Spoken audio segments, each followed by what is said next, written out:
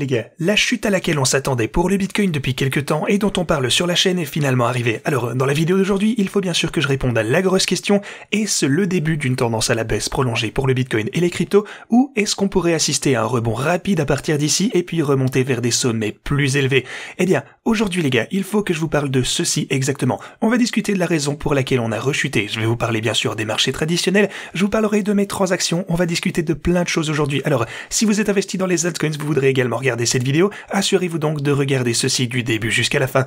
Bienvenue à tous, je m'appelle Maxime et je vous apporte chaque jour des nouvelles vidéos en français sur les crypto-monnaies en vous apprenant comment vous faire de l'argent sur ce marché. Si vous êtes nouveau sur cette chaîne, alors soyez sûr de vous abonner et d'activer la cloche dès maintenant. Ok, finalement, le recul auquel on s'attendait s'est produit pour le Bitcoin. On a constaté une baisse assez importante par rapport au sommet ici, eh bien on a rechuté de 10%. C'est fantastique et c'est plus ou moins ce à quoi on s'attendait. On est retombé du bord de la boîte orange ici, on a latéralisé quelque peu, et puis enfin, en l'espace de même quelques minutes d'ailleurs, en fait, laissez-moi vous montrer ici sur l'intervalle de 1 minute, vous allez voir, c'est assez dingue. Ici, on va passer déjà à l'horaire, non, attendez, encore plus petit, voilà, on va prendre celui de 1 minute, et vous pouvez vraiment voir que cette chute, en fait, ce crash s'est produit en l'espace de quelques minutes seulement. Et voyez par vous-même, alors qu'on a perdu cette ligne rouge ici, bam, en l'espace de 2 minutes, on a rechuté, c'est ce qu'on appelle un flash crash, un crash éclair, et ça a éliminé la majeure partie de l'effet de levier du marché. En fait, 266 millions de dollars de prêts ont été liquidés rien qu'au cours de la dernière heure. Alors, c'est vraiment la raison pour laquelle j'ai toujours été prudent dans ce genre de situation. Surtout récemment, je vous disais que je n'achèterais pas plus de Bitcoin tant qu'on n'aurait pas au moins atteint la boîte orange qu'on a juste ici, mais aussi jusqu'à ce qu'on ait une correction saine vers la baisse. Maintenant, 10%, on va dire que c'est une correction assez décente. Bien entendu, on pourrait dire 15, on pourrait dire 20, 25, dans un marché aussi, ça arrive. Mais maintenant, on a enfin eu une sorte de correction à laquelle je m'attendais. C'est pas énorme, mais voilà. Honnêtement, comme vous le savez, une fois qu'on a commencé à dépasser la ligne rouge que vous avez ici, je vous disais, qu'on aurait un petit peu plus de mal avec cette résistance. Alors, même si j'étais très heureux, qu'on puisse remonter, peut-être même qu'on ait une pump vers les 45 000, c'est à ce moment-là que je suis devenu beaucoup plus prudent parce que selon moi, il s'agissait, d'une extension excessive jusqu'à ce qu'on ait une correction saine à la baisse. Ceci dit, maintenant qu'on a ça, on va un petit peu parler de ce qui se passe pour le Bitcoin à partir de maintenant et ce que j'imagine qui pourrait arriver. La première chose, c'est que si vous regardez les marchés traditionnels, vous pouvez constater que les marchés traditionnels, pour le coup, ne se portent pas trop mal. En fait, le crash éclair qu'on a eu hier, ça n'a rien à voir avec les marchés traditionnels, vous pouvez le voir. Eux, ils se portent super bien. C'est pas trop lié au Bitcoin. Il s'agit d'un événement isolé du Bitcoin. Ce n'était qu'une correction dont on avait besoin parce que les gens commençaient à devenir trop gourmands et le marché punit toujours les gens les plus gourmands. Alors, les gens ont été punis en ce moment, je pense que c'est le moins qu'on puisse dire, et pas ceux pour le coup qui ont acheté à 16 000 $, pas ceux qui ont acheté le dip jusqu'au bout, plutôt les youtubeurs, tous les gens de Twitter qui ont commencé à devenir beaucoup trop optimistes ici, qui ont pris des grosses positions, qui nous disaient ouais allez on va vers les 40, 55 000, 60 $, nouveau all-time high ici d'ici une semaine. Alors les gens qui sont restés à l'écart et qui ont sauté sur des positions lorsqu'ils ont FOMO, c'est eux qui ont été punis, bien sûr pas vous, en tout cas j'espère si vous regardez la chaîne, mais voilà, les autres personnes qui ont, en fait ce qu'on appelle le opium, ces personnes qui prennent des positions démesurés, ils se sont lancés ici, au lieu d'acheter à la baisse, ils se sont lancés et ils ont été punis. Donc voilà, on a vu ce recul et ils ont probablement déjà dû quitter leur position ici, près de la boîte orange ici, il y a beaucoup de personnes qui se sont fait liquider et à partir de ce moment-là, lorsque le levier a été éliminé, on a eu assisté à un gros rebond. Et c'est ainsi que le marché punit le plus durement le plus grand nombre de personnes. Si vous n'avez pas de stratégie, si vous n'êtes pas préparé à ce genre de choses, le marché peut être super brutal et c'est pour ça en fait que les gens considèrent ça comme dangereux. Alors qu'est-ce que j'imagine qui pourrait se passer? Rien n'a changé en fait fondamentalement pour le Bitcoin. Les marchés traditionnels, eux, se portent toujours pas mal et le Bitcoin n'a pas changé. C'est juste une correction saine, ça devait arriver. En d'autres termes, quel est le scénario le plus probable dans lequel on trouverait un support à partir du Bitcoin? Cette chandelle de 4 heures ici est vraiment vitale. Si on peut voir un petit rallye ici sur l'intervalle de 4 heures et clôturer cette fameuse chandelle au-dessus de cette ligne rouge, ce sera un signal énorme pour nous. Si par contre, on ne pouvait pas clôturer au-dessus de cette ligne rouge ici, si les bears arrivent à nous pousser encore plus bas à la baisse, alors il est probable qu'on puisse voir peut-être un autre test du bord de la boîte orange que vous avez juste ici. Mais rappelez-vous les gars, encore une fois, c'est une boîte orange, vous savez à quel point ces niveaux sont super impactants. Vous pouvez voir que le gros rebond ici qu'on a eu ici a été énorme, même pas pour le bord de la boîte orange, en fait juste au moment où on s'est rapproché de ce support, on a eu ce rebond. Donc je suis toujours super optimiste sur le Bitcoin. En fait, comme vous le savez, j'ai été prudent et plutôt bearish, on va dire au plus court terme, alors qu'on a franchi cette ligne rouge, mais maintenant qu'on a subi subi ce recul, eh bien je suis revenu en mode super optimiste. Alors oui, c'est sûr, on pourrait avoir d'autres reculs, c'est toujours une possibilité, jusqu'au bord de la boîte orange par exemple ici, on pourrait peut-être même, je dis bien peut-être redescendre jusqu'à la boîte orange que vous avez ici vers les 37 000 $. Mais voilà, ici c'est vraiment le maximum auquel j'imagine que le Bitcoin pourrait redescendre, en tout cas sur un plus court laps de temps. Alors voilà le scénario le plus probable si on clôture en dessous de cette ligne rouge. Maintenant, pourquoi est-ce qu'on a constaté cette chute à ce moment précis? Eh bien, si vous avez regardé ma vidéo d'hier, vous savez ici que je vous parlais du graphique du market cap total des cryptos et la façon dont on avait un peu du mal à dépasser ce montant.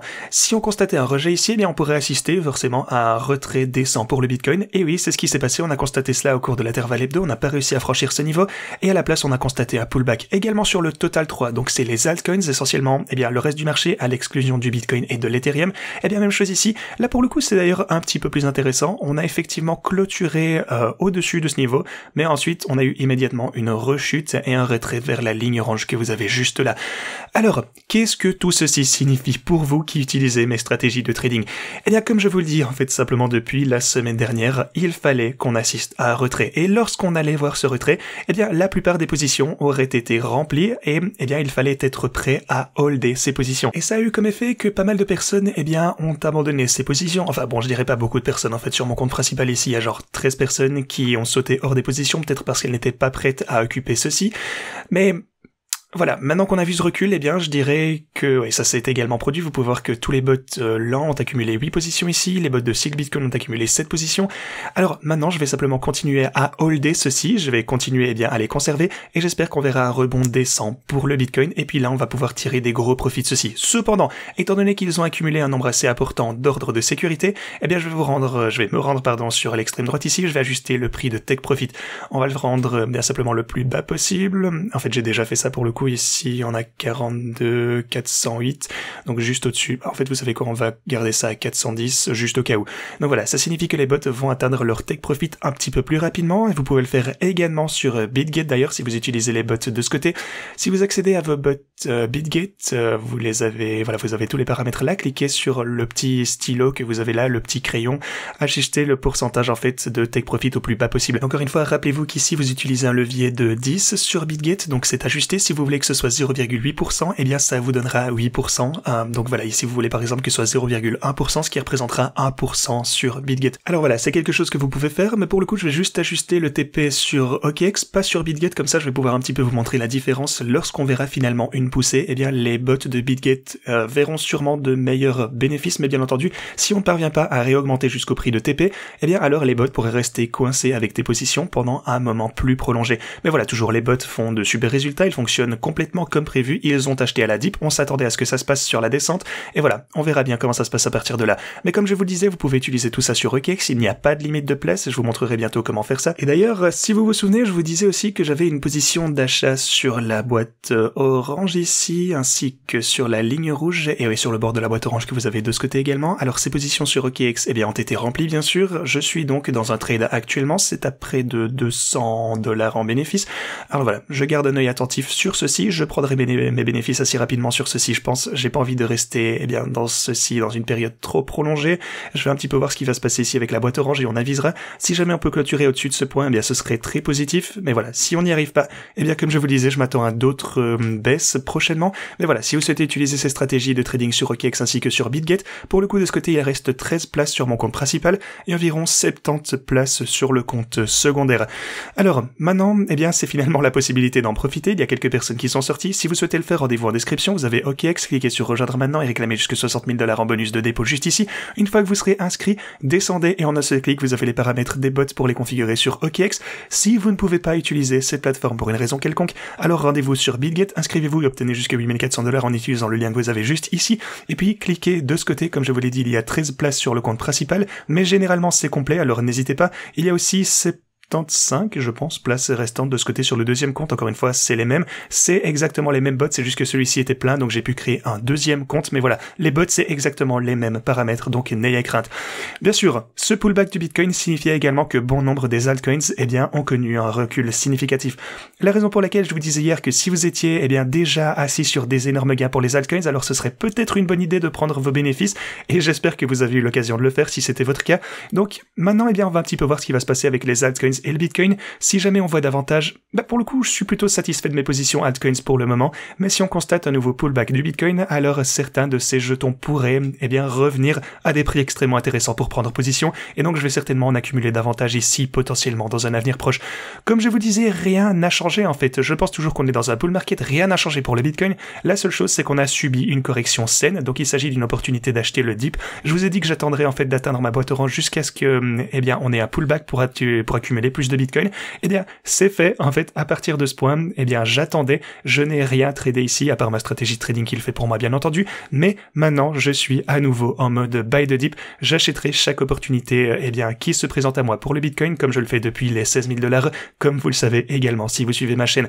Voilà ma stratégie, encore une fois, je m'y tiens, c'est tout ce qui compte. Sinon, quelques éléments clés à garder, en tête aujourd'hui. Mardi, on a des données importantes qui seront également publiées, on a mercredi et jeudi, toutes ces choses vont bien entendu affecter le prix du Bitcoin, donc restez attentifs, on risque de voir une certaine volatilité au cours de cette semaine, gardez un œil sur tout ça. Ceci dit, c'est tout ce que j'avais pour vous aujourd'hui, merci d'avoir regardé cette vidéo et à la prochaine.